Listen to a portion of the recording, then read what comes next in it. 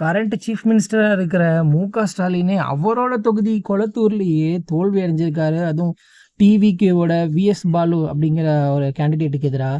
டிவிகேவோட joining வந்து பல கட்சிகளுக்கு பெரிய பேரிடியை இறக்கிடுச்சு. ஆனால் திமுகவோட தலைவருக்கே ஒரு தோல்வியை வழங்கியிருக்கும்னு யாருமே எக்ஸ்பெக்ட் பண்ணியிருக்க மாட்டாங்க. 16 தொகுதியில் சென்னையில் மட்டும் 14 தொகுதியில் டிவிகே ஜெயிச்சு 2 தொகுதியில் தான் டிஎம்கே ஜெயிச்சிருக்கு. அதில் அவங்களுக்கு ஒரு நல்ல விஷயமா துணை முதலமைச்சரான உதயநிதி ஸ்டாலின் சேத்பாக்கம் தொகுதியில் ஜெயிச்சிருக்காரு.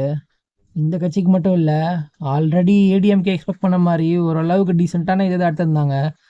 நாம் தமிழர் கட்சி சீமானுக்கு அட்லீஸ்ட் ஒரு தொகுதியாவது வரும் அப்படின்னு எல்லாம் எதிர்பார்த்திருந்த நிலையில் அவரும் டெபாசிட் இழந்து அவர் என்ன இடத்துலயே டெபாசிட் இழந்து தோத்துருக்காரு. எனக்கு விவரம் தெரிஞ்சதுலேருந்து இன்னைக்கு வரைக்கும் அவர் கத்திட்டே தான் இருக்காரு. ஆனால் இன்னைக்கு வரைக்கும் ஒரு தொகுதி கூட அவரால் வெற்றி பெற முடியல.